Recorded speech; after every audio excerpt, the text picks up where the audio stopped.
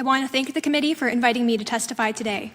My name is Caitlin Richardson. I'm a reporter at the Daily Caller News Foundation, a nonprofit news outlet based in Washington, D.C., dedicated to holding public officials accountable and exposing government waste, fraud, and abuse through in-depth investigative reporting. I cover the Supreme Court and do investigative reporting.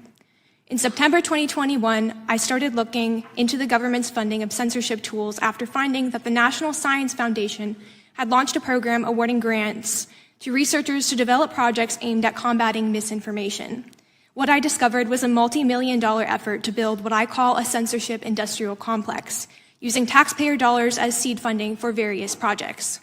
The efforts fit within the broader trend of the federal government's increasing involvement in online censorship, from the Center for Disease Control flagging posts during COVID-19 to the FBI working with social media companies to suppress the Hunter Biden laptop story.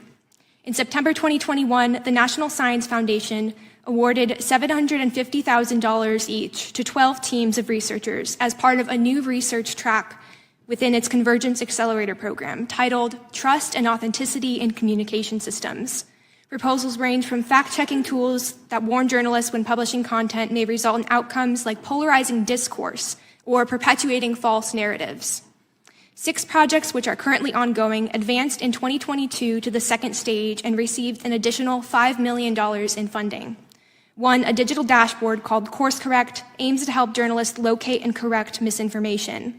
Run by researchers in the University of Wisconsin system, the project uses machine learning to identify networks where misinformation is spreading and pinpoint who is sharing it on social media.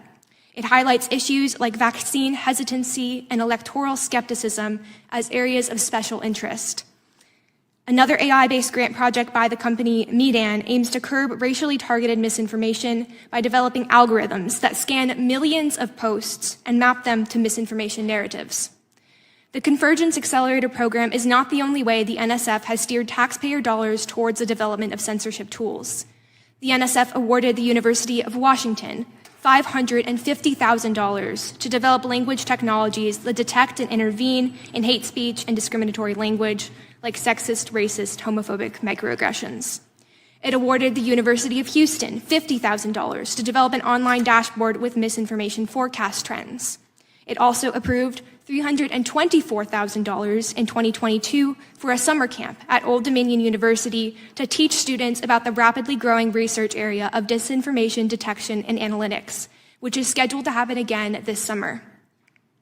The goal is to prepare students for future disinformation-related jobs, an indicator this is a growing industry, and as the sampling of grants demonstrates, one the federal government has a multi-million-dollar stake in.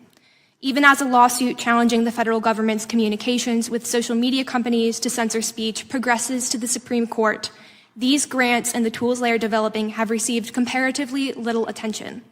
The NSF swears it does not engage in censorship and that it does not partner directly with social media platforms.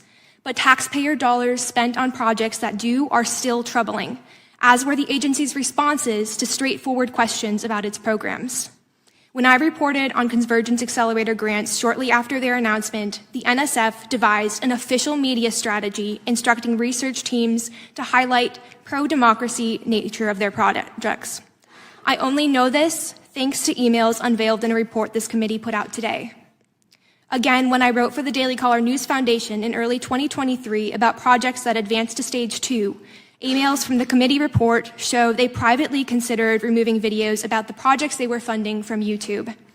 If the agency's reaction to fair questions from journalists is to strategize ways to rebrand and avoid attention, why does it have any business funding tools that tell reporters what is true and what is false?